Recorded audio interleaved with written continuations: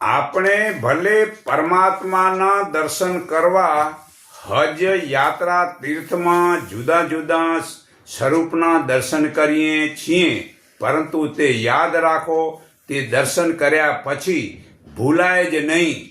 પ્રત્યેક શ્વાસે પરમાત્મા યાદ રહે. ઉપરાંત બીજા જે દ્રશ્યો છે તેમાં પણ પરમાત્માના દર્શન થતા હોય ત્યારે જ માનજો કે આપણે સાચા દર્શન કર્યા છે અને આપણી કરેલી હજ યાત્રા તીર્થ સફળ થઈ સમજો. બાકી જ્યાં સુધી કરેલા દર્શન ભૂલી જાય છે કે જુદા જુદા સ્થળોમાં જુદા જુદા દર્શન થતા હોય છે, તે વળી જગતમાં તે દ્રશ્યમાંના જુદા જુદા દ્રશ્યોનું જુદું જુદું ભાન રહેતું હોય, ત્યાં સુધી આપણે એ હજ યાત્રા તીર્થના દર્શન ખોટા છે, કારણ કે એ માયા છે. તેથી સાચો આનંદ મળશે જ નહીં.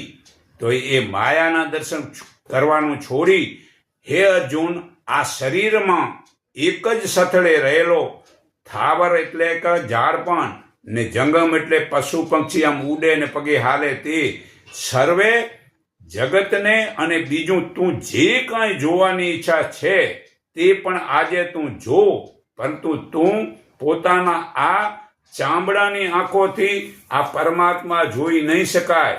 માટે હું તને દિવ્ય દ્રષ્ટિ આપું છું. આનો અર્થ એ થાય, દિવ્ય દ્રષ્ટિ સદગુરુ જીવતા વડે શાનનો ઈશારો કરે એમાં દિવ્ય દ્રષ્ટિ આવી જાય. તો આ ગીતા અધ્યાય 11 શ્લોક 7 થી 8 જે પ્રકારે તે મને જોયો તે રૂપે હું વેદો વડે, તપ વડે, દાન વડે, યજ્ઞ વડે જોવાને શક્ય નથી. પણ હે અર્જુન, માત્ર અનન્ય ભક્તિ વડે એટલે કોઈ પણ સ્વાર્થ રાખ્યા વિના જે એ પ્રકારે તત્વથી જાણવા અને જોવા તથા આમાં પ્રવેશવા હું શક્ય છું. હે અર્જુન, જે મારો ભક્ત, મારા માટે કર્મ કરનારો, મારામાં પરાયેલો રહેનારો, આસક્તિ વિનાનો અને સર્વ પ્રાણી પ્રત્યે વેર ઈચ્છા વિનાનો હોય છે, તે જ મને પામે છે, તે પરમાત્માને પામે છે.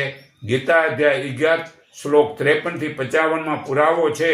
તો દર્શનનો અર્થ થાય છે એક તો જોવું અને બીજું જ્ઞાન મેળવું. બાકી જે દેખાય છે તે માયા છે ને માયાના દર્શન કરવા જાય છે અને રસ્તામાં વાગી જાય છે, જાણે છે કે આ રસ્તામાં લાગી ગયું, ફીટી ગયું, તોય ફરાળ જ્યાં ત્યાં ભાગવા જાય છે. જે જોવો છો એ માયાના સ્વરૂપે ગમે તેની મૂર્તિ હોય કે સમાધિ હોય, એના દર્શનથી શું મળે? પરમાત્મા અહીંયા હાજર